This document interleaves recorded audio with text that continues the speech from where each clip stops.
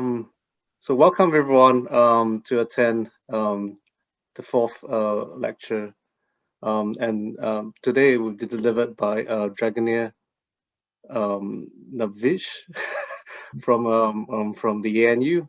He's a professor of physics and currently the director for the Australian Research Council for the Centre of Excellence for Transformative Matter Optical Systems. He received his PhD from Sofia University, Bulgaria in 1999.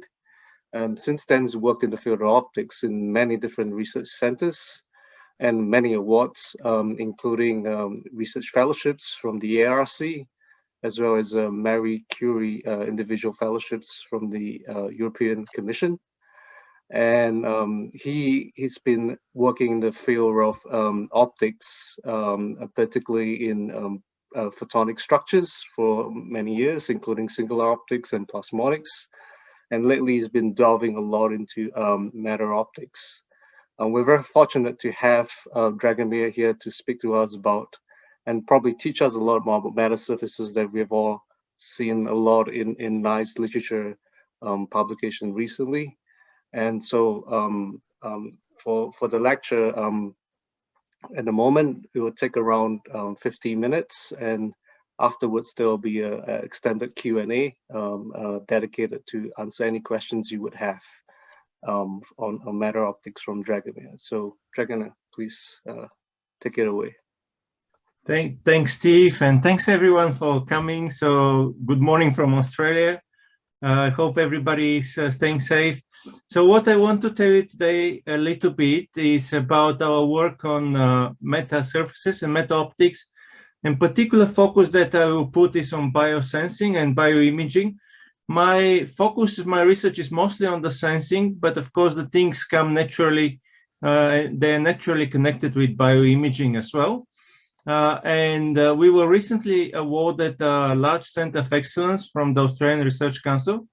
As Steve mentioned, Center of Excellence for Transformative Meta-Optical Systems, which has given us now the opportunity to really expand on what we have done in the past couple of years.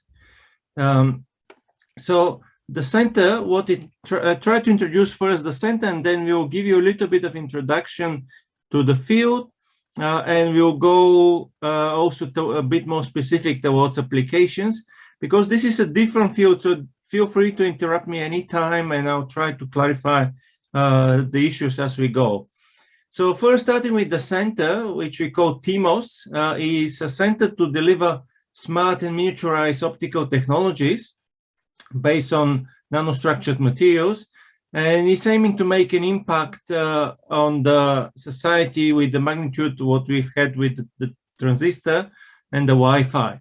So we've been given 35 million Australian dollars from the Australian Research Council, together with university contributions. And we are effectively 5 nodes in Australia, so 5 different universities: Australian National University, University of Melbourne, University of Technology Sydney, RMIT University, and University of Western Australia. So 15 chief investigators. And we are collecting expertise from material science to optical physics to engineering. We also have we are very fortunate to have a very good professional team to support on the administration, so we can focus actually on the research. What is important that we are also very well connected in an international network. So we have also a group of 16 partner investigators all across the world. And from you guys, probably makes more sense to make note of the US partners. So quite a few partners on the East Coast and West Coast. And I'll report a few works today from also Andrei Ferron from Caltech. So we all be working together collaboratively, and we'll try to deliver the next future of optics. And so what our research is based, and this is probably a word that will be repeated a few times today, is based on optical metasurfaces. And so the very general definition of optical metasurfaces are that these are sub-wavelength pattern thin layers which can interact very strongly with light. And here, what you see here is just an example of a nanostructured material, so these cylinders, which is illuminated with a light where the wavelength is actually much larger than the periodicity between these what we call metaatoms, these small nanostructures. Because the wavelength is much larger, the light sees this material, this thin material, as a homogeneous material. However, the properties of these materials are now defined by the material composition, but also by the geometrical parameters of these small nanostructures. And I will come and tell you a little bit more how these are designed and what the properties are exactly. However, the biggest excitement comes because one can make lots of new functionalities using just this very simple approach of nanostructures on a surface. And the first functionality that was kind of attracted a huge attention and still kind of a point of debate between the different communities. This is the so-called frequency selectivity. So what it means is that you can use a thin layer of nanostructured materials to select particular colors from a light that is impinging on this metasurface. And the reason why this is debating, because this is a very well-known effect from microwaves. So people in microwave communities, they have researched this for a very long time, since the 60s, called it frequency selective surfaces, and now the new name metasurfaces. And one of the particular example that you know is probably every microwave has effectively a metasurface, which is the screen, which is patterned with a metallic grid, which effectively reflects the microwave that is emitted inside, though transmits optical, doesn't obstruct the optical vision. So very, very similar to this, but of course, with the development of the field, it's given a new life, so to say. But the biggest excitement of the field came when researchers, particularly Capasso at Harvard, showed that one can also spatially vary these properties on a surface such that can achieve a very effective wave control. Like here, this example, that the wavefront can be focused to a single point just by a single very thin layer of metasurface. What is very important is that this kind of wavefront and frequency selectivity can also be combined easily with polarization control. So what I mean is that one can not just control the wavefront, but also control the polarization state of any point in this wavefront.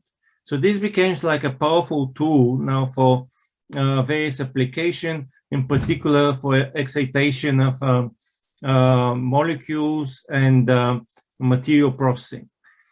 And the last part that is, Steve told me that's a little bit unclear, but I'll give you an example later on at the end of the talk, is a possibility to control radiation, meaning that one can control emission of emitters, like enhancement of emission of molecules and quantum dots and so on, other emitters, as well as enhancement of nonlinear effects, such as frequency conversion of to second, third harmonic, as well as conversion, enhancement of Raman scattering and other type processes on a surface.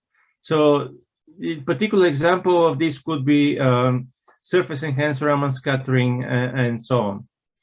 So, but if you try to pick a functionality, and if you look in the literature, you end up with a number of a zoo practically of different structures that you can see.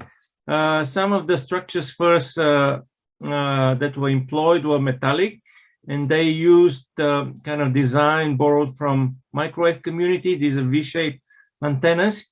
But because of the losses in metallic nanostructures, the community has lately shifted towards the use of the electric nanostructures. And you see here various examples of the electric nanostructures, so made of titanium dioxide, silicon, also silicon type nanostructures. So these SEM images. So these white things are silicon. And what you see here is an example of a metal lens that is based by this, that is formed by the structure of these small nanopillars here. And what you see here, these rings, they are not real rings, they're not fabricated. This is just the diffraction that is seen when you look with an optical microscope on such a lens. So you see this, effectively, this is an aberration that is shown from this lens. And you probably guys know better what type of aberration is this when you have these two nodes. But this is an aberration that is seen in the visible while the lens is actually operating in the infrared. So despite this is a very large zoo of structures, there are several important messages that one can make, because we are now discretizing optics. So the optical functionality, as you see here, is based on putting small nanoparticles in discrete positions on the surface. So because we are discretizing in this way the functionalities, one can actually incorporate multiple functions in a single surface. So multiple functions can be interleaved due to this discrete arrangement of the nanoparticles. And what I mean here is that the same lens can perform one function for one wavelength, like can focus one wavelength, can change the polarization of another one, or direct it in a different direction. So this becomes a powerful concept in order to combine several functions together. Another important advantage is that optical operations now can be made of arbitrary complexity. And what I mean here is that usually if you have a bulk optics, what you can do is pretty much polish kind of in a spherical way type or cylindrical way type symmetry. This is just constrained from the polishing. But because the fact that now you can address every single point with a sub-wavelength resolution on this surface, you have the ability to make a very complex arrangement of face front or functionality. So one can perform image processing, for example. So a typical example could be image sorting or image recognitions and so on. And last but not least, because these are very small elements, one has also the opportunity to change the properties of such elements in real time, to have, because of their nanoscale volume, to change the functionality of an optical element with time. So these advantages, there is a disadvantage as well. There is a drawback of all this. There is no free lunch practically. Yeah, and the drawback, which I'll come a bit later, is because these elements are based on resonances, and I'll explain it shortly. They mostly operate at a single wavelength, so they're not very good for broad spectrum. And there are possibilities to mitigate for optics for large bandwidths. However, usually we are restricted to narrow band type applications.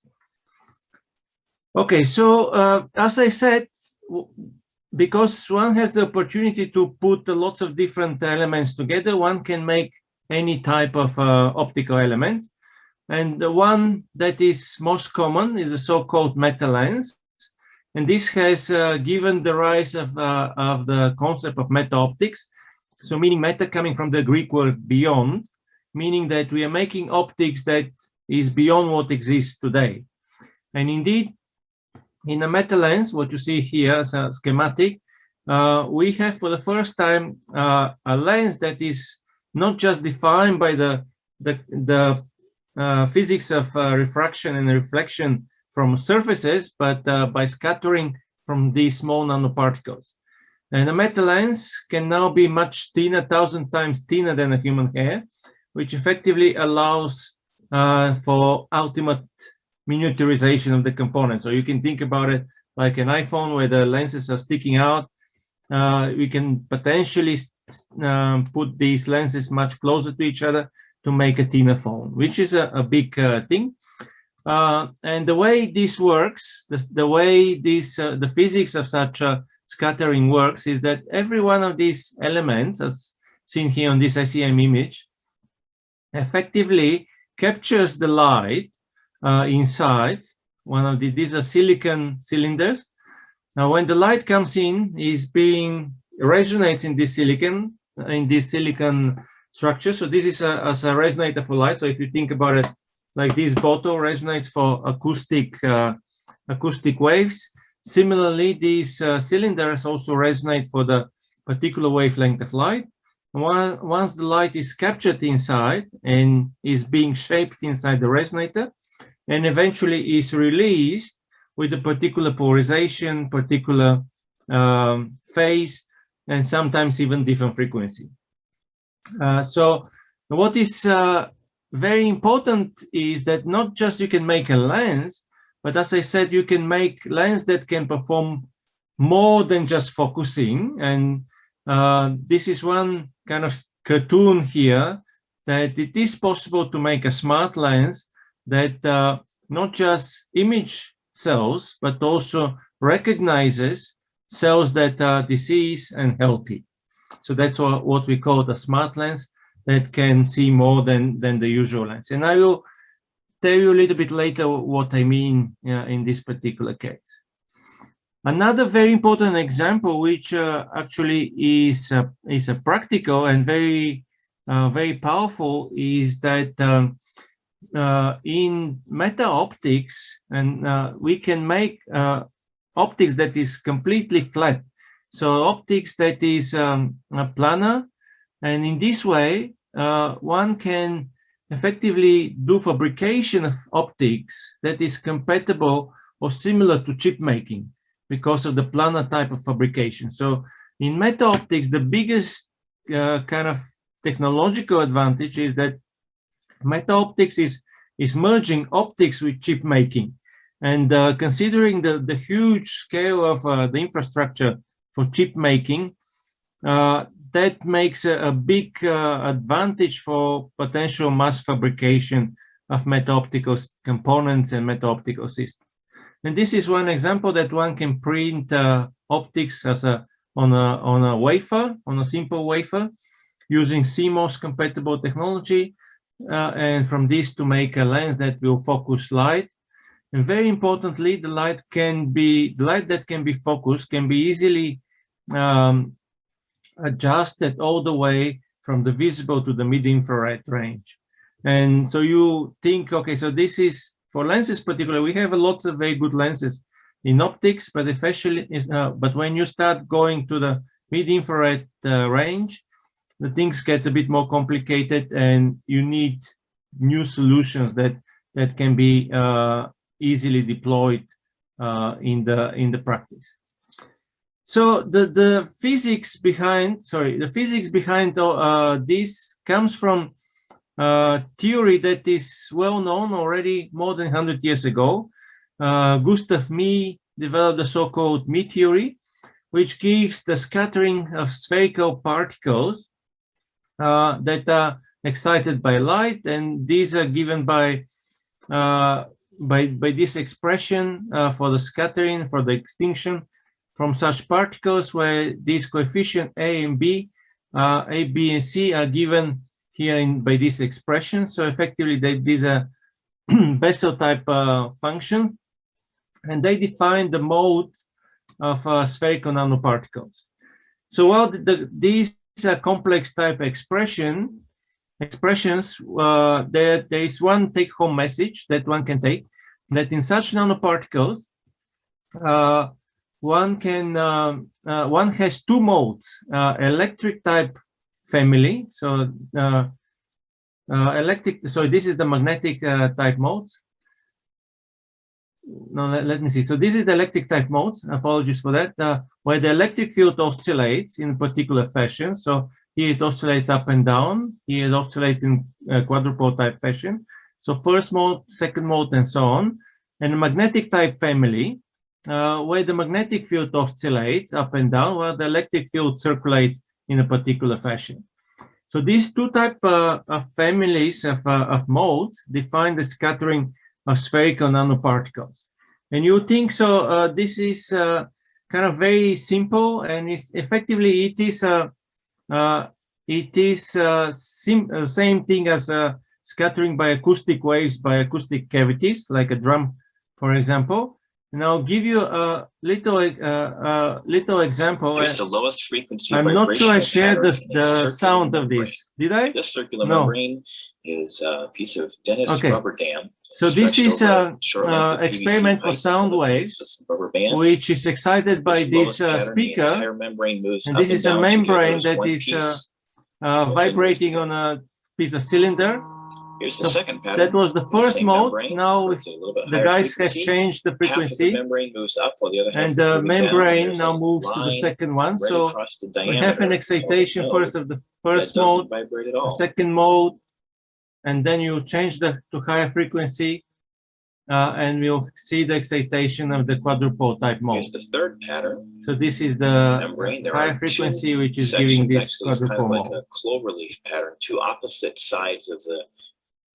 So this was a bit of a, I mean, it's not one-to-one example, but I believe this very well illustrates the similarity between optics and acoustics waves.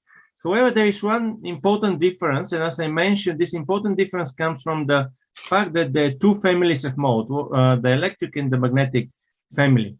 And as you saw from the example, they oscillate at different frequencies. And so if you make, for example, an array of such spheres, and this is given array of this is given a transmission spectrum of array of cylinders, so cylinder with exactly the same ratio. So this mimics a sphere effectively.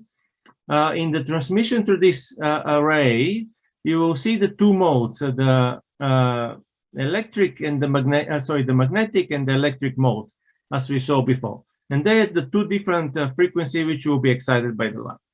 And so you will think like, okay, we have a low transmission, so everything is being reflected in this point. What is also important is that because of this is a resonant phenomena, we also have this pi phase jump at the resonance in the transmission line. So we have low transmission and pi phase jump. At the other resonance, similar effect, low transmission, everything is being reflected, and a pi phase jump at the second resonance. And you will say, okay, this is okay, but what can you use it for? So the big kind of leap in the field came several years ago, when in our group, we showed that if you start breaking the symmetry of this cylinder, which was pretty much a perfect sphere, and change the diameter, so change the diameter, the aspect ratio, diameter versus height, you can start shifting the positions of these resonances. So see here, originally they are much further apart. You change a little bit the diameter, you can bring them closer. Effectively, you see these phase jumps also come closer. And if you bring them even close to each other, so nearly overlapping, what we've noticed was that the transmission, instead of staying to zero, actually started increasing. So we were getting higher transmission at the positions of the resonances. And the phase profile happened like this, that because the resonances are very close to each other, we are getting now 2 pi phase shift at the resonance. And what was even surprising, which we didn't originally understand at the time, was that once we changed the ratio of the size of the cylinders to the height, in such a way that the two resonances exactly overlap spectrally on top of each other, we got practically unitary transmission. So no signature of the scattering in the transmission, and all the signature of the scattering was encoded only in the phase of the transmitted light. So this was a powerful observation, because we're having unitary transmission, but we can effectively modulate the phase anywhere from 0 to 2 pi. And so this is called the Huygens condition. And the reason why it's called the Huygens condition is effectively mimics a perfect Huygens source, that all the light that is being scattered is scattered in forward direction with a particular phase, only phase imprinting. And these kind of Huygens condition allow for making optics or making encoding different phases in spatially variant environment. So allow to encode in X and Y in the transverse direction any phase by varying the size of the component. So at a fixed height. So this was very powerful because you can effectively, the transmitted light can have any design phase that you wish and have a unitary transmission. So until that time, all the optics all meta optics that was done was practically having very low transmission. So efficiency of less than 10%, which wasn't really practically interesting. But once we observed this Huygens type condition, we came up with a few ideas. And this is one example that if you vary the sizes, you're effectively changing the phase of the transmitted light. So you're shifting this 2π phase profile, and you're transversely changing the phase in a linear fashion, as you see here, while keeping the transmission close to unity. And what you see here are two units of effectively a grating, what we call metagrating or beam deflector, because when the light comes in, it will be deflected from this array of non-uniformly placed cylinders. And this is just one example. Practically, one can encode any phase profile with very high transmission using this concept. It's worth also mentioning that there was a parallel kind of development in the field coming from various groups, including Andrei Ferron and Caltech. They were thinking somewhat slightly different. They were starting with very high aspect ratio structures, and they were thinking the mode of this structure being decomposed in two families. One of the transverse modes of these cylinders, and the other is the Fabry-Perot modes of the top and bottom resonances. And by scaling down the size of these cylinders, they pretty much arrived to the same concept. And so the two concepts now pretty much merge, and we are using taller cylinders, they're using shorter cylinders, but pretty much optimized to achieve very high transmission with very fine control of the phase profile. And so it's worth coming back to the lens and see how a meta lens can be now formed using this concept. And a meta lens, which requires a quadratic phase across the transverse profile, effectively is encoded by changing the sizes of the resonators, of the pillars here, in such a way that you get this quadratic phase. So this is effectively the target profile that one needs to achieve of this quadratic phase. So it's encoded in the color code. And you see this parabolic phase here. What we do is discretize this phase profile. This is a square grid, but we usually use a hexagonal type grid, and then look at each of the intersection, what the actual phase needs to be. And then we make a map between the phase and the size of these cylinders, and then encode radius distribution of cylinders such that we can mimic this phase. And this is given just when the lens is very small, so single Fresnel zone lens. But if the lens is much, if you want to make a much larger lens, in a very similar way as a Fresnel lens, one can fold up the phase and kind of encode these different phase profiles by using different radius of the beam. So the radius kind of repeated in Fresnel zone type fashion. So here is a very good point to make analogy between kind of a diffractive optics and a meta optics type system. So just to make sure what the advantages and disadvantages of the two concepts are. So on the first glance, a meta optics system is effectively a diffractive optics system. It's just a planar diffractive optics system. So effectively what it does, it encodes a spatially variant phase from 0 to 2π with a transmission that is equal to unity. So, and I've given here two examples, a blaze grating and a meta grating or meta deflector. This is actually from a very old paper by Philippe Lalande in France. And effectively, these two kind of approaches do the same thing. They deflect the beam in a particular angle.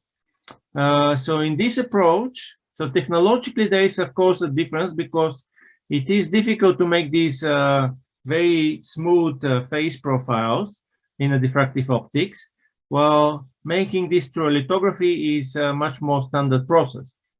However, diffractive optics is a very well established field, and there are a number of companies that will make a very good diffractive optical elements in a very good discretization. And iPhone is a good example of this. So it uses for Face ID is using a special diffractive optics pattern projector.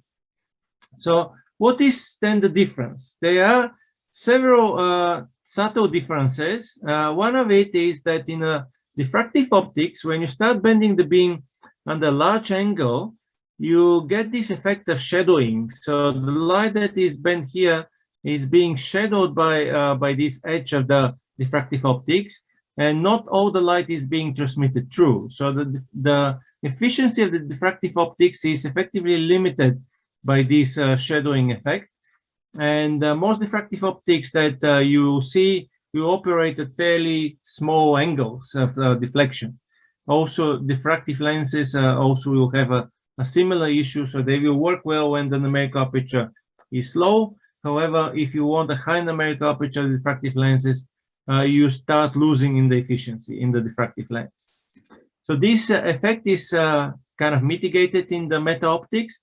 So you can make a larger bending, so you don't have this shadowing effect. Also, because of the very precise engineering of the height of this layer, effectively we have an anti-reflection coating on this surface, so the efficiency is increased. So we don't have the issues of the reflection from each of these surfaces. Another important thing, which is coming a bit more fundamental, is that the variation in the phase that can be done here could be made on a sub-wavelength scale. So the pitch of this grating could be of the order of the wavelength. So one can bend the light at a very, very large angle. So allows for opportunity to get a very large numerical aperture lenses and bending of beams at a very high angles. And it's also good. So this is particularly important to make an analogy with the special light modulators, which some of you probably using in your lab. So in a special light modulator, when you have a pixel size of the order of, let's say, 10 micrometers, so when you start encoding the phase, let's say in an 8 scale of grayscale, you end up with 80 micrometers pitch size. So your angle of deflection is limited by this pitch. With meta optics, effectively this can be done in a much smaller scale. And indeed, there is a large drive at the moment in the community to make a real dynamically tunable special light modulators based on such meta optic systems. And there is one example published last year in Science by the group of Arseny Kuznetsov in Singapore that have made SLM operating at 3 level of grayscale with the size of the pixel less than 1 micrometer. So it gives a really opportunity, but there is still a lot of research to do in order to do a fully 256 grayscale levels in a small pitch as required for many of the applications. So maybe it's good time to take a few questions, because then I will dig into some examples in sensing and imaging, and I want to go through them a bit faster so I don't obstruct the next talk. If there are any burning questions? Yeah, Eureka has a question. Yeah. Yeah, so the question is actually mainly to like the usage of this in microscopy and imaging. As you've pointed out, I mean, lots of people here, even at Janelia, I mean, people use, for example, the lattice light sheet invented by Eric Betzig, which heavily depends on spatial light modulators. But also, for example, in super resolution microscopy, when people use STED or even resolved microscopes, what they use there are also phase masks. So usually this is imprinted into a polymer layer or something like that. But most recently, people also do phase shifts, not necessarily via just a piece of hardware, but also via electronics. So, but I think the main thing which actually I guess people in microscopy or optics labs would like to see is, since they usually use also multiple colors, or they want to do 2 colors at the same time, how flexible and how dynamic this can be. Because I think it's like to have transmission of one is, as I've mentioned, pretty amazing. But the question is, how tunable is this? Because as I said, in imaging, everyone kind of goes into live imaging with multiple colors, and they want to see as many things in parallel as possible. So what do you think, what will the future bring, and how flexible can these structures be? What could be or what is the limit? What do you think could be where is the limit of these kind of metasurfaces for microscopy? Yeah, so it's a very big question, but that's okay. No, I will answer it shortly, and we can have a bit more discussion at the end. So at the moment where the field is, people fabricate, and we also fabricate meta optics for different colors, but it is so static. So things can be put in electron beam lithography, designed originally, put in electron beam lithography, and then one can use it and you can slide it in your microscope. But in terms of when you talk about dynamic changes, as in real SLM, things they're still very much in research mode, and there is still no clear result or clear path how one can achieve dynamically tunable spatial light modulator with a very small pitch that can produce any type of phase profiles, phase and polarization profile. So this is very much an open problem still. I think Michael also has a question. Yep, there's another question from Michael. Yeah, I'm just wondering, because this is resonant effect. So what kind of bandwidth will your meta lens operate over? So that's a very good question. So the bandwidth, that's the weak point of the, as I mentioned, the weak point of this type of approach, that it's not usually large bandwidth. And so the typical resonances that we have, and I see if I have some later, are of the order of 50 nanometers. So this is fairly low for many applications. There are approaches to increase this bandwidth by putting kind of more complex structures where you can do group delay, where you can control group delay and phase delay. And I think the record at the moment is of the order of 200 nanometers bandwidth coming from Capasso's group. And they are driven mostly by mobile phone type camera application where you need at least 400-500 nanometers of bandwidth. So whether this is a good approach to go for broadband optics, I don't know. My group, what is doing, we are mostly focusing on narrow band applications. Does this answer your question, Michael? Yep. Oh, actually, my other thing is, if you're going towards the edge, is the reflectivity increasing because you're no longer meeting your Huygens condition? Absolutely. So if you have a metal lens, and go to the previous slide, when you start going through to the edge of the metal lens, the efficiency starts dropping. The approaches to mitigate this efficiency. The reason why it's dropping is that at these edges, as you see here, I mean, here we still have about 8 levels, but if your lens is very, very big, you end up just with a few discrete, like 2 or 3 discrete phase levels there. So there are approaches to mitigate these, but the efficiency towards the edges kind of drops, and so in the center could be 95 or plus% efficiency. Towards the edges drops kind of in the best designs that we have seen to about 70%. But it's still pretty much better than a conventional optics that we've seen, because still this 70% efficiency at the edges is still pretty good. But you do need to make a particular approach, particular designs to do that. You cannot just use the standard designs as you see here. Cool. I think one question from Stefan. Yeah, sorry, that's just a short one. You just said that that for cell phones they get like 400 nanometer bandwidth. That's what you want to have. What do they split it? Do they just set up 3 systems or something like this? No. So the way that is done is instead of using such a simple structures like disks here, what they use is, for example, you can have a split disk. So disks that is combined with the split in the middle, and this kind of it's like a slot waveguide. So it's easiest to explain from the waveguide picture.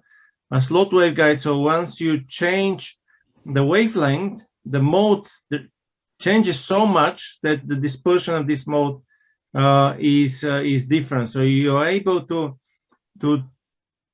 change the mode with the frequency in order to excite a different mode in the structure. That so you're still getting the phase to accumulate in the right way, rather than just coming out of the resonant condition.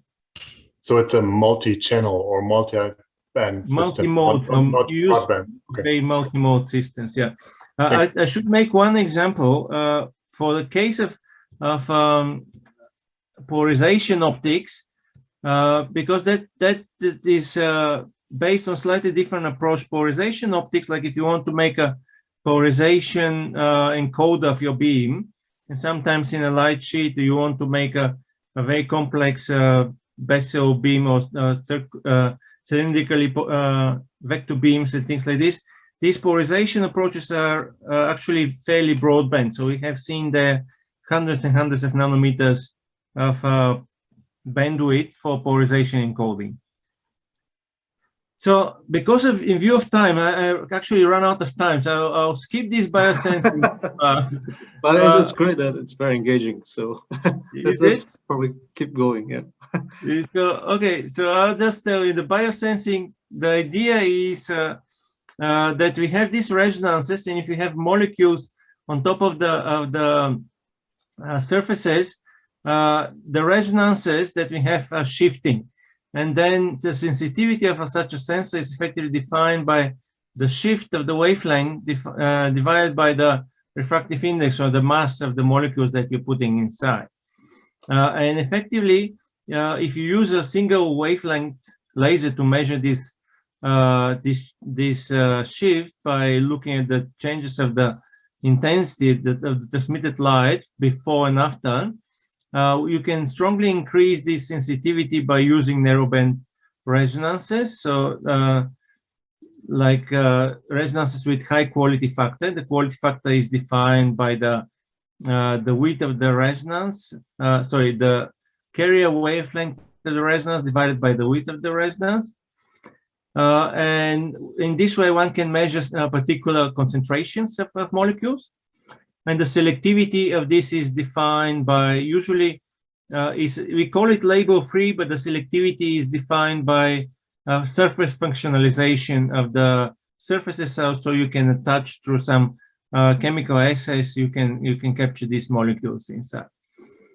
So I'll go through this because I want to put more attention on the imaging. So this is one of the first works that we did using the silicon nanodiscs with testing of the streptavidin. And this is the sensitivity disk, the sensitivity curve that we've measured with the sensitivity in this range of the nanomolar concentrations of streptavidin. So kind of good, but still the other approaches were more sensitive. The sensitivity is 10 to minus 10 molar or 5 nanograms per milliliter sensitivity of this streptavidin. So in order to increase the sensitivity, we focus our attention on high Q structures, high quality factor structures. And these, what we use here are these ellipses, which are tilted on the small angle. This particular case of the order of 10 degrees.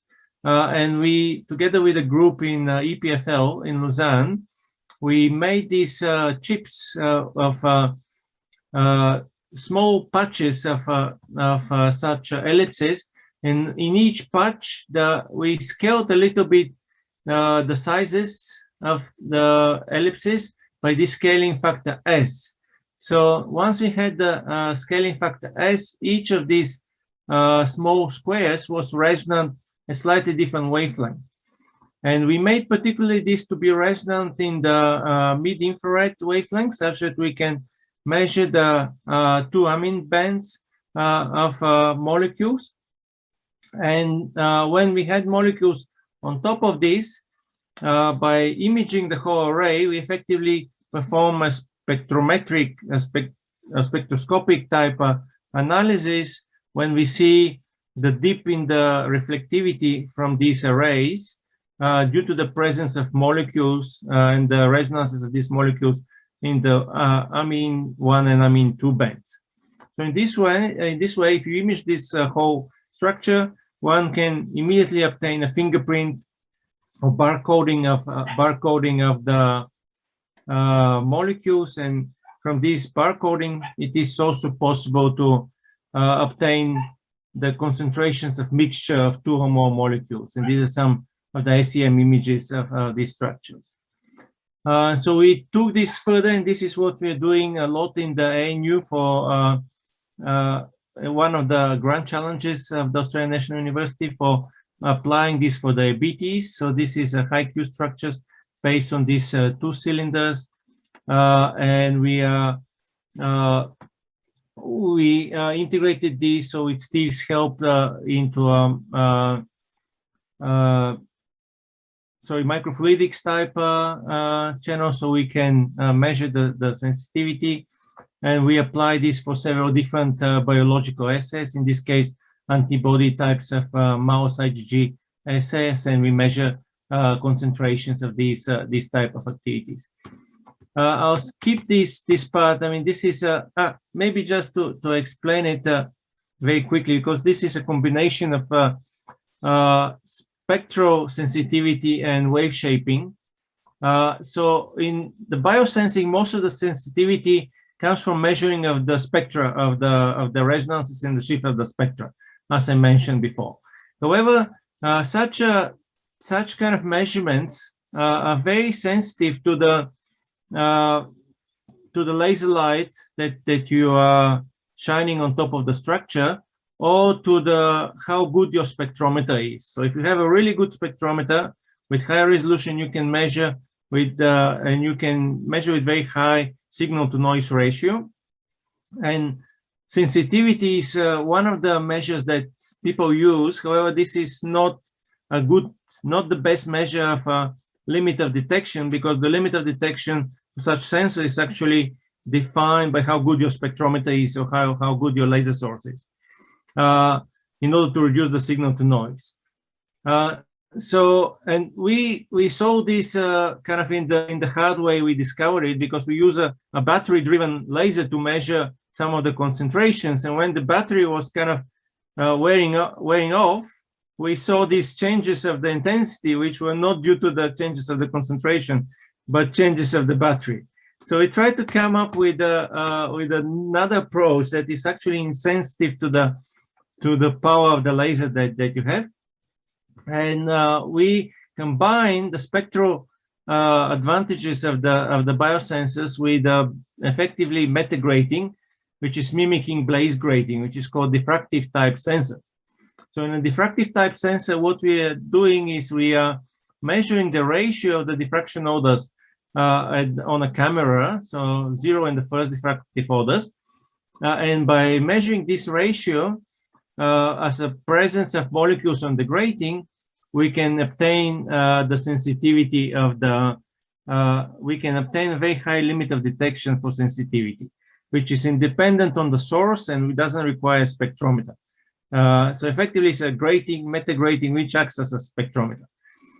So this is one of the meta-gratings, which is a beam deflector here that we fabricated. It's a resonant that operates at the Huygens condition. So, and the trick is that such a meta-grating deflects most of the light into the -1st diffraction order.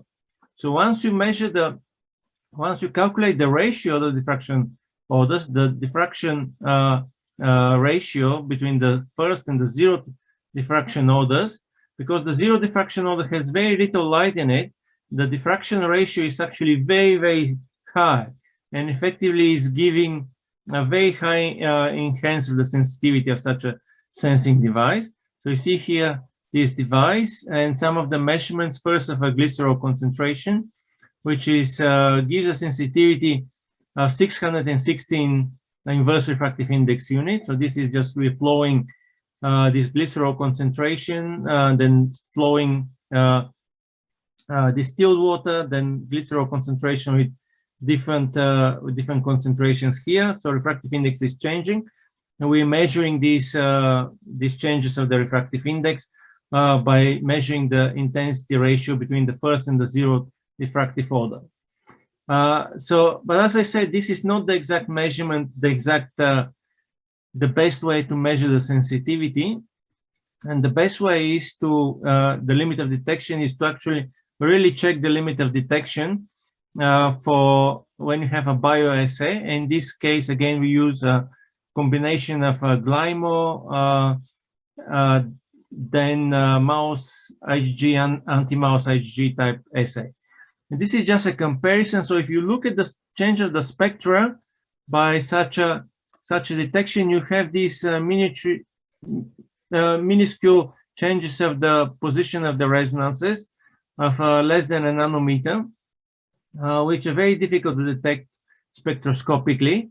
Well, when we measure the diffractive intensity ratio, we see this very good S-shaped curve, which changes nearly 2 times in the intensity ratio. So this enhances the sensitivity of the sensing, and we've got the limit of detection for such anti-mouse IgG of the order of 700 femtomolar concentration.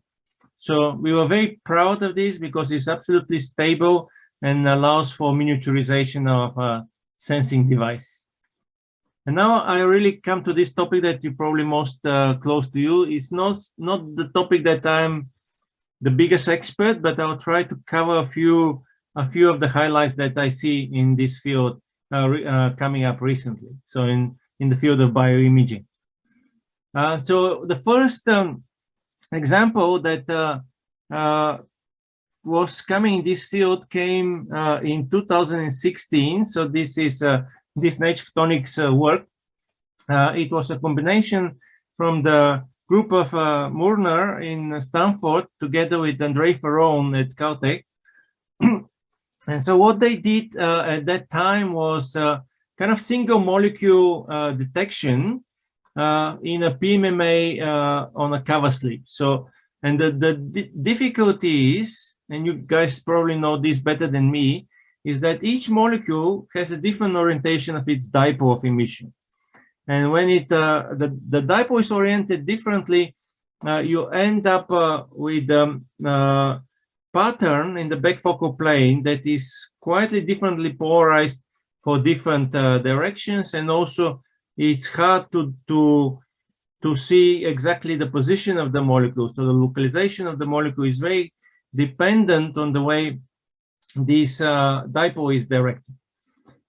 So, and in order to usually in microscopy, maybe this is not the case anymore, but in order to obtain high precision localization of the molecules on the cover slip, the theory effectively relies that these molecules are emitting in an isotropic fashion, and the collective fluorescence is a true position of the emitter. However, this is not the case because if the molecule is say vertically oriented, the fluorescence effectively is a donut type shape. So what they did is they designed the so-called Wi-Fi modulator, which is a metasurface that changes the polarization of the beam and is positioned in the focal plane of the microscope and changes the polarization of the beam sort of in this fashion here, as is shown on this example. So the way then the group of André Farron, they fabricated this using a silicon metasurface on glass, and the silicon metasurface uses these elliptical ellipses, and effectively these ellipses, they have a small birefringence. So depending on the polarization, whether this is on the short, on the long axis, the different polarization acquire different phases. And then once you rotate these ellipses, as you see here in this shape, you end up with the shaping of the polarization profile and shaping effectively the point spread function of the microscope. So, and they apply this for exact localization of molecules in this PMMA array. And these are some of the results that they obtain. So in the top row, what you see here is in focus Wi-Fi PCF point spread function images of 10 example molecules that they've seen. And then they scan the Z position of the microscope for about 300 nanometers, and they see these two-dimensional histograms of the lateral position estimated from this standard point spread function of the microscope. And what you can immediately see is that these histograms do not localize well the molecules in 3 dimensions. However, once they apply this meta surface, which effectively they call Wi-Fi mask, in the they could correct for this change of the point spread function of the microscope and have a really good localization of the position of the single molecules. So I thought that was a very important example, and this is something to think about, like how is there some particular way that you want to modify the point spread function of your microscope that can help you to recognize particular objects. So just think what it is possible and what you need, and anything you need probably can be encoded in the right way in a metasurface that can be positioned directly and slide in the microscope without any really changes of your microscopy systems. Usually this is done with the 2 SLM modulators, which take each of the 2 polarizations. So it's a fairly bulky system and that not very stable with time. But here, this is just a single component which doesn't change your microscope. So you name what your point spread function you need, that can be done easily in this case. So something, however, that more captivated my interest was when metasurfaces are used to enhance the imaging of molecules by direct interactions of the molecules or cells with the metasurface. And so one example here from my colleague from our center, Anne Roberts from the University of Melbourne. So Anne has been pioneering ideas for image processing using metasurfaces.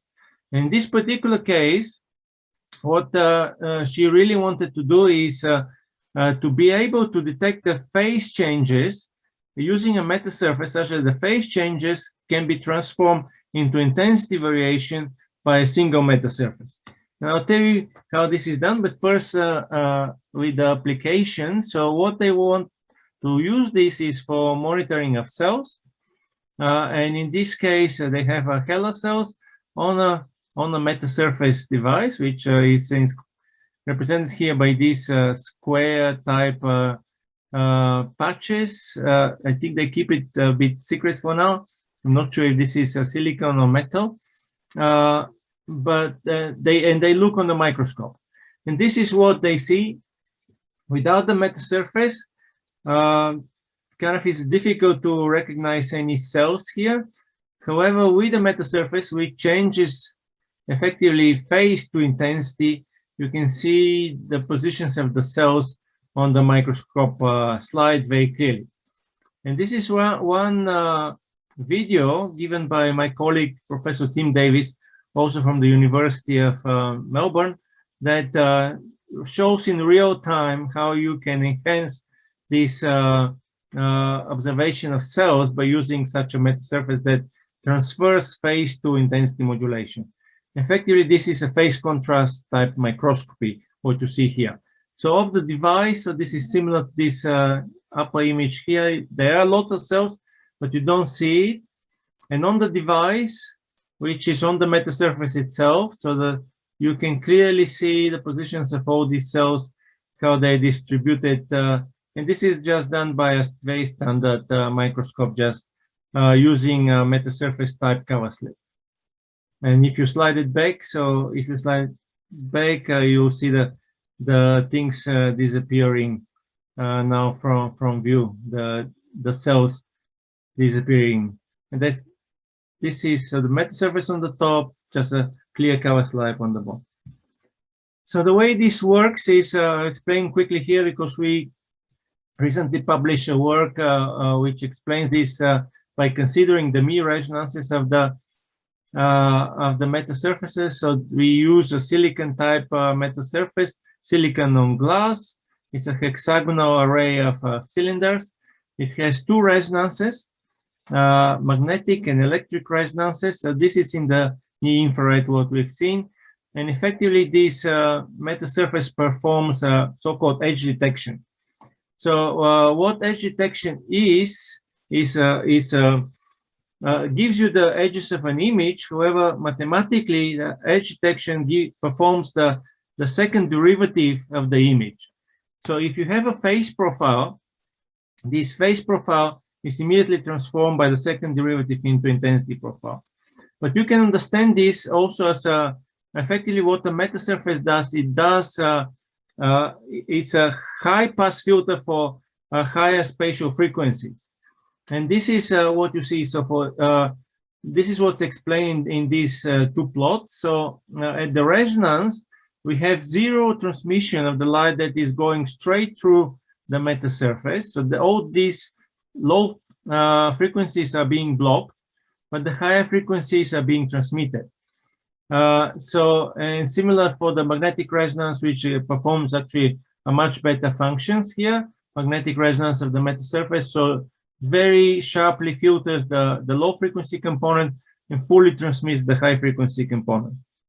So this is effectively a very compact type of edge detection, which you can of course do by a 4F system with putting into the focal plane just a annular type, a dot in the middle of the focal plane array. However, this can be done directly next to the image, so miniaturizes dramatically the edge detection, and as you saw, the cell detection from in a conventional microscope. This is another example from a group in Melbourne from Monash University. What is interesting, Steve probably knows this. This also includes our Deputy Vice Chancellor of Research from the ANU, this work. So it is so-called plasmon enhanced tachography. So effectively borrows the techniques from X-ray imaging. So it gives it's an optical lensless type imaging. So I'm not sure if any of you are doing lensless imaging, but what it does is it's an array of plasmonic aperture, effectively, as you see here, on a very large area. And then they cover this with various cells. So in particular, they're interested in detection for cancer cells. And then image these cancer cells through or directly on a CCD camera without any lenses. So what they claim is they remove any aberrations that come from the imaging optics, and they use inverse reconstruction algorithm to detect what is on this substrate effectively. Now this is a focusing objective that just focuses the light onto the cell in order to get the cell. And this is what they see. So for bright field microscopy, you see just this kind of blurred type image. they've tested, so this is a tissue cell, I think it's a breast tissue cell. They stain these breast tissues with the standard dyes, and they look again bright field, so you can see, of course, a lot better. But using the tachography type technique, they can really recognize different parts of the cells and different membranes and so on. And by using this plasmon enhanced, what they call P tachography, they get a really high contrast of the images for imaging of tissue type cells. So in view of time, I'll just skip to the next one, but we can go through questions. This is another example published last year in ACS Nano, which is using surface enhanced fluorescent imaging. So a cell that is dyed, in this case, with a or is put on a dye layer, so on a metasurface, which enhances the fluorescence. And by doing scanning type microscopy here with a hyperspectral resolution, and by doing this, they can obtain refractometry type imaging from the cell, as well as this fluorescent enhancement imaging. However, one thing to point out here is that if you're going to look at high resolution, one needs to think what's the best way of doing it, because this metasurface is a very highly non-local type object. So once you excite mode inside, they interact with each other, and you're losing a little bit of the transverse resolution here. But yeah, we can discuss this a little bit later. And just one last slide, sorry for being super late, is about infrared imaging that I think just appeared in Canberra Times today. Steve, if you open the Canberra Times, so paper that was published yesterday in Advanced Photonics. So what we did here is provide an opportunity for metasurface to convert infrared light to visible. So the idea is it's a very thin layer of a metasurface that can be positioned onto the microscope in the focal plane or in front of the imaging camera. And by pumping with a pump beam, one can convert infrared light to visible. If you stop the pump, you just obtain conventional images from the visible light. If you have the pump, you drive this what is called some frequency generation process, which sums the infrared light with the pump and generates visible light. And this is just an SEM image of our structure, which is based on aluminum gallium arsenide metasurfaces, which are embedded in a polymer of 18 layers, or just 400 nanometers thin. And this is one example of this imaging. So we image Siemens stars, which is illuminated with an infrared at 1500 nanometers. This is an image taken from InGaAs camera. So the white beam is the infrared image. The square here is our metasurface. Has a little bit of defect here on the left. And then when we send the pump beam, which is another laser beam at 860 nanometers, so still invisible to the eye.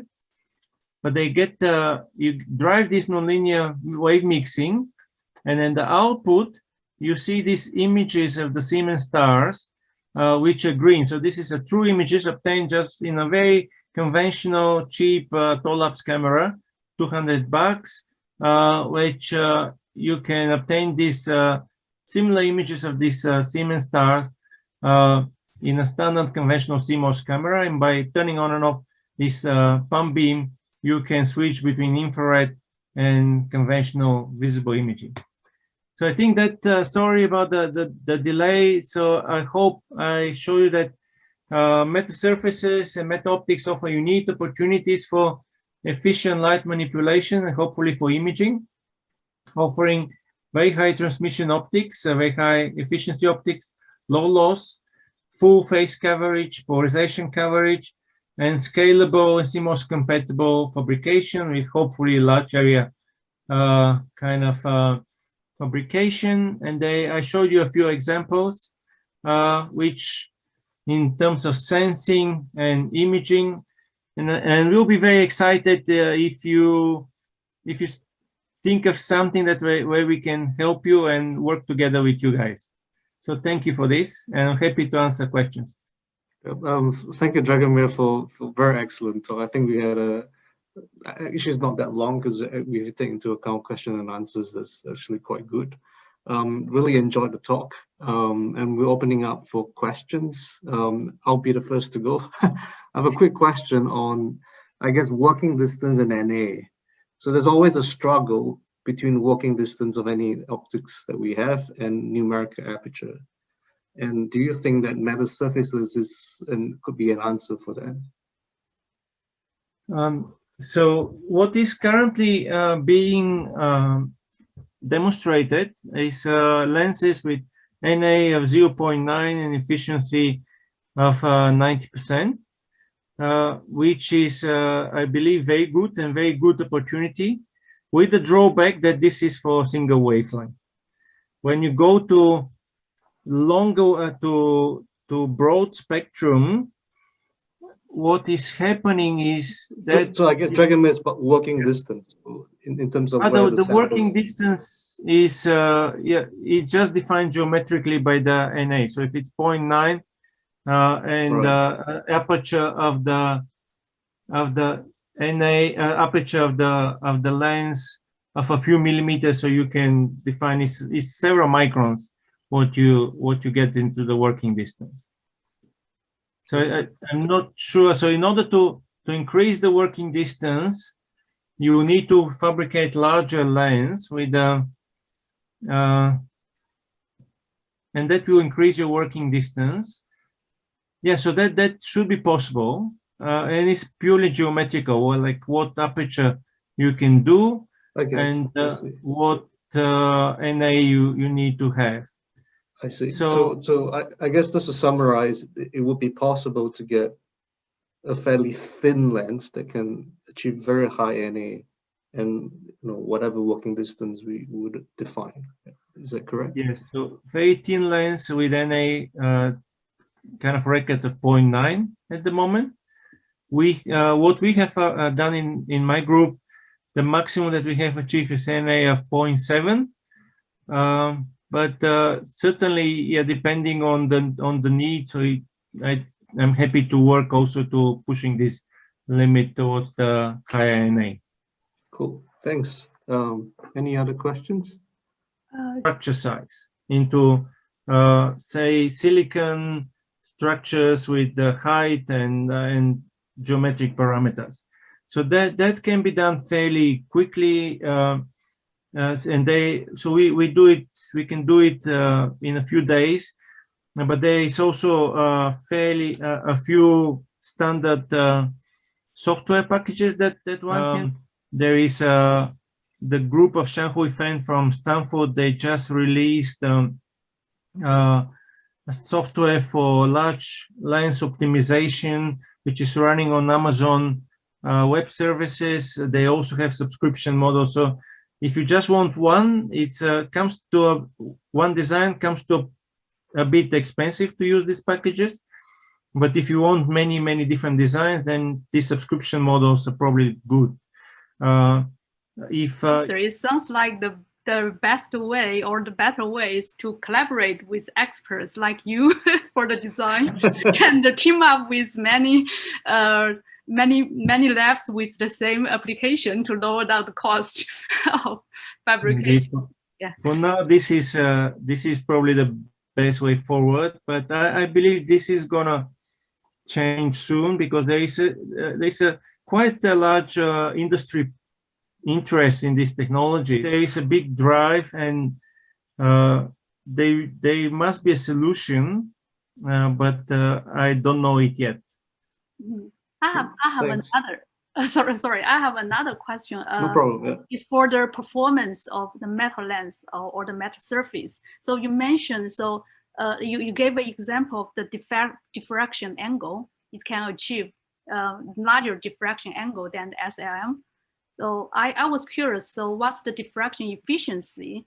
So for the larger diffraction angle, because I use SLM myself, I know if I diffract angle diffract the beam at a large angle, I get less efficiency. And also related question is, I think it's related with your design, right? So in your design, is there any limitation, or you have a way to improve the performance? Thank you. They're both very good questions. So first one on the what is the diffraction efficiency for the large diffraction angle? So indeed, once you increase the angles, you start dropping in the diffraction efficiency. For single wavelengths, I believe that is above 70% what can be achieved routinely. For larger bandwidth, and for those that are not familiar, so the larger deflection angle also is a kind of synonym to large numerical aperture for lenses, because if you have a large lens with large numerical aperture, at the edges of the lens, you're bending the light at a very large angle. So these two things are pretty similar, coherent. So the efficiency drops down from 90% to 70%, but it's I believe it's still reasonable. For larger wavelengths, for larger bandwidth, this is dropping even further, because once you have multiple Fresnel zones, let's take a lens as an example, multiple Fresnel zones, the different wavelengths kind of have a slightly different phases at the edges of these Fresnel zones, and that causes kind of decrease of the overall diffraction efficiency. So the best, to my knowledge, is of the order of 50% in that case for bandwidth of several hundred nanometers. But yeah, the best application is a narrow band type applications for now, at least. I see. So on your second, sorry, your second question was, can you remind me the?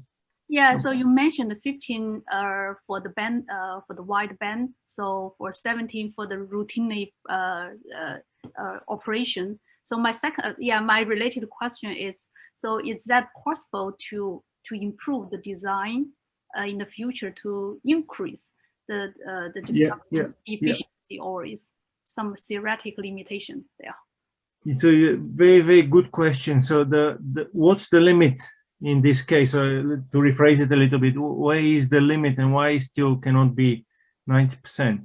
And the reason why this is the limitation currently is that at these large angles, you have a very high, the structures are very much affected by each other at these angles, and in general, once you start putting them together. So like as you see here, so what we usually do is we calculate the phase that will be impinged by a particular size of area, which is surrounded by similar sizes of meta-atoms. So there is each atom, each kind of particle acts on its own, but there is also a certain amount of coupling between the neighboring nanostructures.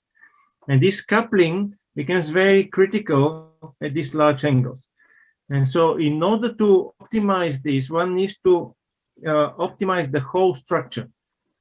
And this is at the moment beyond the capabilities of current computing services, currently what we can compute, because in one structure you have millions of these elements, and trying to compute and to optimize the sizes when they're put next to each other, this is still beyond our current capabilities.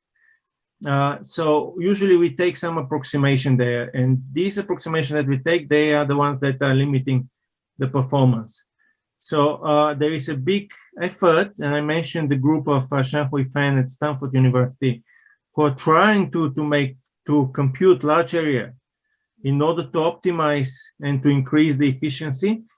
And yeah, they have released, as I mentioned, a software now, so large area computations, GPU-based type computation, which can calculate and optimize large area meta-lenses. And from what I've seen from them, they could increase the efficiency by at least another 10% by doing this optimization. So still, it goes from 50 or from 50 to 60% efficiency, or something of that order, 10%. So it's still not coming to the ultimate limit, but I think it's a very good step forward. That's great. Thank you very much for the answer. So I guess two questions, or three that we end off. There's a question by Tinan. Is there an upper limit on how many functions can be interleaved on one surface? And will interleaving affect performance? Yeah, that's a very, very good, yes, very good question. Yes, there is a limit, of course, and there are some fundamental limits that you cannot encode some particular functions in the same surface. You will need to have two or more surfaces. There are fundamental limits, and there are also limits from the efficiency, because if each of the functions is independent and you try to mix, let's say, nanostructures of different sizes, you're effectively diluting a little bit the interactions of the light with the right structures, and you're reducing the efficiency. This is kind of more of a technical type, but there are also limitations on physical limitations on what kind of functionalities you can put in the same surface. For example, you cannot compensate spherical aberrations and higher order aberrations and chromatic aberrations all in one surface. You would still need to have a multiple elements to perform each of these, and this is a fundamental limit. You cannot really go around it, but I don't think that's too bad, because you can still stack such surfaces closer to each other than conventional optics. So you still end up with a fairly small device at the end. Great. And Evanesh has a question. You can unmute. Evanesh? Yeah. Hi, Dragomir. So I was just wondering, I think Tianan took half of my question, but so in relation to that, going on from that as well, so in terms of that interleaving, in terms of the design process itself, how exactly is it each structure? I saw that, I mean, you presented it as kind of almost like a basis set of structures, right? So like you had a particular pillar of let's say you fix the height, and then you can change that parameter. If you want to change multiple properties, do you change each shape so that you have the same shape repeated, but like a custom designed shape? Or do you have like different shapes that each do slightly different things at a particular density? So is it like, how much of the design process is like, oh, I've got a nice basis set of shapes that I can combine, and how much of it is fresh? That's a very good question, Avinash. So usually in the past, what we were doing is, we will have one structure performing one operation, and we will try to stack them together as a kind of simple Lego blocks type construction. Now, more recently, we have taken a slightly different approach, because this approach has its own limitations. So what we've done now is run so-called topology optimization algorithms.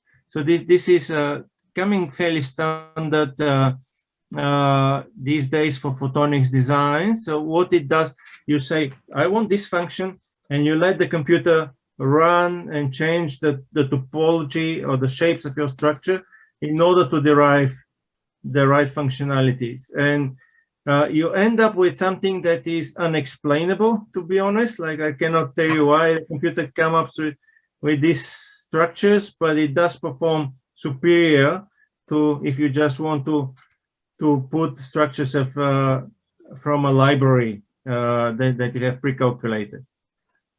Okay. Yeah. And you in this optimization, you can encode fabrication type tolerances and so on. So you do end up with something fabricatable. I apologize, I don't have a specific example, but they look really random at the first glance, but they perform superior. Yeah. Great. I guess we have time for just one last question, if anyone has any questions to end off the whole talk. If not, it's fantastic. I've really enjoyed, and you've enlightened a lot of what I've thought about, especially in what Metasurfaces can or cannot do. And actually putting a rough cost to it really helps everyone have a good understanding of what these are, apart from those nice papers being published. So thank you so much for your time. And I hope everyone enjoyed it.